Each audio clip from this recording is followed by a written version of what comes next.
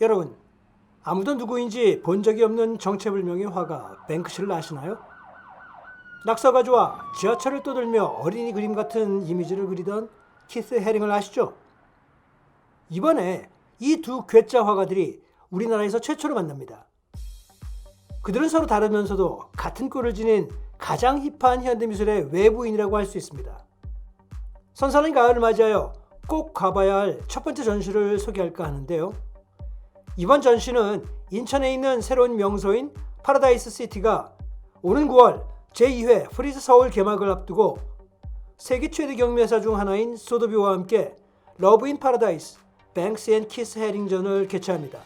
여러분, 소더비를 아시죠? 바로 그 소더비가 파라다이스 시티와 함께 특별전을 개최하게 되는데요. 파라다이스 시티 관계자에 의하면 프리즈 서울의 호텔 파트너로서 공식 개막 전 예술에 대한 관심을 고조시키고자 이번 특별전을 마련했다고 말했습니다. 이번 전시는 9월 5일부터 두 달간 파라다이스 시티의 예술 전시 공간 파라다이스 아트 스페이스에서 열리는데요. 전 세계에서 많은 사랑을 받고 있는 뱅크시와 키스 해링의 국내 첫 전시작을 포함해 대표 작품 36점을 관람할 수 있습니다. 그런데 말이죠. 이 작품이 큰 화제가 되고 있습니다. 바로 뱅크시의 대표적으로 꼽히는 Love is in the Bin. 바로 이 작품이 국내 관객들에게 처음 공개되기 때문인데요. 이 외에 이번 전시에서는 Love is in the Air, Choose Your Weapon, Love Red on Palette, Monkey Detonator 등 뱅크시의 주요 작품들이 처음으로 한국을 찾습니다. 이와 동시에 그래피티와 팝아트 스타일이 두드러지는 키스 해링의 국내 첫 전시작을 포함한 작품 다수도 볼 수 있는데요. 많은 작품의 제목이 언타이틀인데 이것은 보는 사람이 폭넓게 해석할 수 있는 자유를 주려고 했던 작가의 의도가 담겨 있습니다. 키스 해링의 작품들은 선을 강조한 독창적인 스타일과 화면을 가득 메운 상징적인 이미지가 역동적인 에너지를 느끼게 합니다. 자, 그렇다면 작가와 이번에 전시될 대표작 몇 점을 집중 분석해 봐야겠죠? 그만의 특유의 그래피티 아트와 자신의 정체를 감추고 활동을 하는 그의 신비로움으로 유명한 뱅크시. 그는 도대체 누구일까요? 뱅크시. 이는 자신의 본명이 아니겠죠. 뱅크시의 본명은 로버트 뱅크스입니다. 그는 1974년생이라는 정도만 알려져 있는데요. 모든 인적 사항이 정체불명인 영국의 화가, 그래피티 아티스트, 사회운동가, 그리고 영화 감독으로 스스로를 기존 예술의 저항어로 부릅니다. 이 사람의 신상에 관해선 알려진 바가 거의 없습니다. 항상 얼굴을 드러내지 않고 남들이 보지 않을 때 작품을 만들고 사라지며 인터뷰를 통해서 대면한 사람도 아주 극소수라고 합니다. 자신의 웹사이트를 통해 자신의 예술 작품을 공개하고 나서야 그의 작품임을 알 수 있는데요. 다만 초기 활동 영역을 보면 영국 브리스톨 출신인 듯합니다. 또 1990년부터 활동했다고 하니까 10대 중후반부터 활동했다고 가정하더라도 적어도 2010년대의 기준으로 나이는 40대로 추정됩니다. 자신의 고백에 따르면 그는 고등학교를 퇴학당하고 사소한 일로 체포된 경력도 있습니다. 어찌 보면 사회에 불만이 가득한 청년으로 낙서를 통해 자신의 생각을 표현해온 사람이라고 볼 수 있습니다. 뱅크시의 작품은 예술계를 비판할 뿐만 아니라 반전, 반권위적인 성향도 띠고 있는데요. 이렇게 기존 예술이나 사회 권위를 비판하는 예술을 제도 비판 예술이라고도 합니다. 2018년 영국 런던 소더비 경매에 나온 Girl with the Balloon이 낙찰된 직후 뱅크시는 본인이 액자 내부에 숨겨둔 파쇄기를 직접 작동시켜서 작품을 스스로 찢는 해프닝을 벌였습니다. 아마 시청자 여러분들도 이 소식을 들어보셨을 텐데요. 세상의 이목을 집중시킨 이 작품은 원래 2018년 140만 달러, 우리 돈으로 18억 8천만 원에 낙찰된 작품이었는데요. 2021년에 원래 낙찰가의 무려 18배에 달하는 2,500만 달러, 335억 7천만 원이라는 어마어마한 금액으로 거래가 되어서 다시 한번 화제를 일으키기도 했죠. 결국 사람들은 우리는 뱅크시 당했다라는 반응을 보였죠.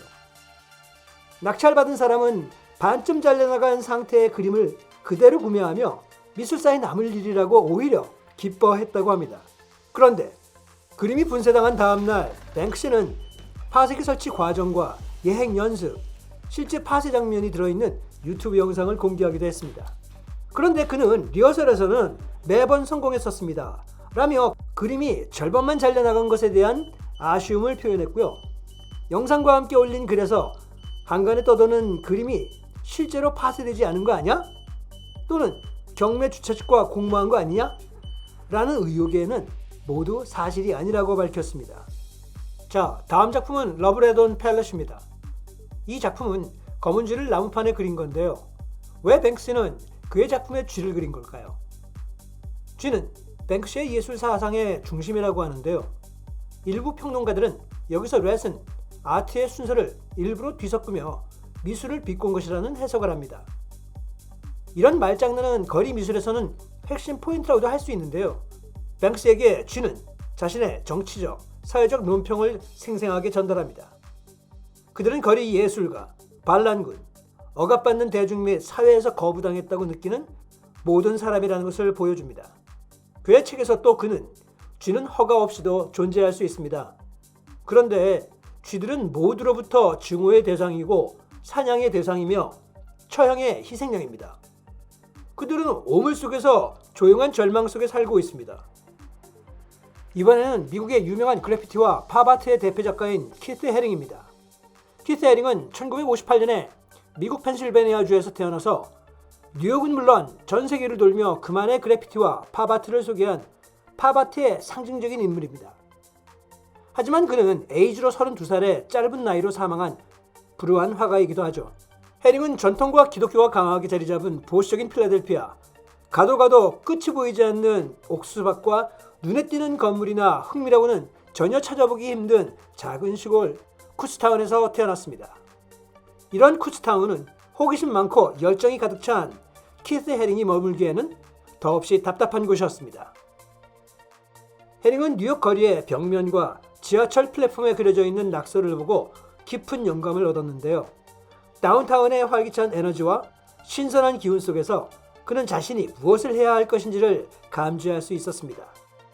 길거리, 지하철, 클럽 등의 벽은 이제 그의 캔버스가 되었고 지나가는 평범한 행인들에게 말을 걸기 시작했죠. 즉, 그만의 예술 언어로 도시와 대화를 나누기 시작한 것입니다. 뱅크시와 비슷한 점은 그는 번번이 공공기물 훼손 혐의로 경찰에 체포되기도 했지만 사람들은 헤링의 이미지에 열광하기 시작했던 점입니다. 그의 대표작을 한번 보시죠. 첫 번째 작품은 1981년작 무제입니다. 이 작품은 다른 베이비 시리즈에서도 특별한 작품으로 다른 작품들은 실크스크린이지만 이 작품은 합판에 스프레이를 뿌려 직접 작업한 회화입니다. 하지만 이 아이 형상의 작품은 그를 대표하는 상징인데요. 많은 베이비 시리즈 작품들이 있었습니다. 그런데 이 아이의 형태는 아주 중요한 의미가 있는데요. 이 어린아이는 유아의 순수함이라는 의미를 지니고 있습니다. 이번에 전시되는 작품은 그의 대표적인 주제인 빛나는 아기 시리즈의 한 작품으로 그림은 젊음의 순수함, 선함, 그리고 잠재력을 나타냅니다. 두 번째 작품을 볼까요? 1986년 실크스크린작 무제 회고입니다. 리트로스펙트라는 적절한 제목이 붙은 이 인쇄물은 헤링이 그의 경력 전반에 걸쳐 사용했던 짖는 개, 천사, 빛나는 아기, 춤추는 인물을 포함하여 헤링의 가장 알려진 모티프에 대한 언급을 총망라한 작품입니다. 구성은 강렬하게 채도가 높은 다채로운 장면을 보여주는 24개의 직사각형 상자로 구성되어 있고요. 각 장면은 다양한 움직임과 상호작용 상태에서 헤링의 상징적인 블랙라인 만화 인물로 가득 차 있습니다. 전체 작업은 이러한 24개의 작은 구성을 통합한 것으로 보는 사람에게 헤링의 예술작품 전체에 대한 전체론적 관점을 제공합니다. 리트로스펙트는 인종, 섹슈얼리티, 그리고 폭력과 같은 중요한 문제를 다루는 매력적인 디자인을 만들기 위해 색상과 선을 활용하는 헤링의 기술을 보여줍니다. 자, 이렇듯 두 작가는 공통점도 있지만 각자만의 방법으로 사회의 이슈에 대해 저항과 계몽을 한 작가인데요. 기존의 진부한 작가들과는 달리 인류의 순수함을 지키자는 그런 주장을 작품에 남겨놓으며 우리에게 강한 메시지를 전달합니다. 이번 전시는 9월 5일부터 11월 5일까지 휴관일 없이 매일 운영하는데요. 네이버 온라인 예약 시스템을 통한 사전 예약을 하면 됩니다. 자, 오늘은 파라다이스 시티에서 진행된 러브 인 파라다이스 뱅크시 앤 키스 해링전에 대해 소개를 해드렸는데요. 파라다이스 시티에는 정말 힙한 세계적 작품들이 많습니다. 쿠사마 야유이의 호박 작품을 비롯해 데미안 허스트, 로버트 인디애나, 로버트 라션버그 등 3천여 점의 국내외 유명 예술 작품이 전시된 아트 엔터테인먼트 복합 리조트라고 알려져 있습니다. 이런 어마어마한 작품들이 호텔 곳곳에 자리 잡고 있는데요. 간만에 여유를 가지고 데이트 코스로 보물찾기 하듯이 한번 둘러보시는 것도 추천드립니다. 자, 오늘 내용이 마음에 드셨다면 구독과 좋아요, 많은 댓글 부탁드리고요. 그럼 다음 시간까지 안녕!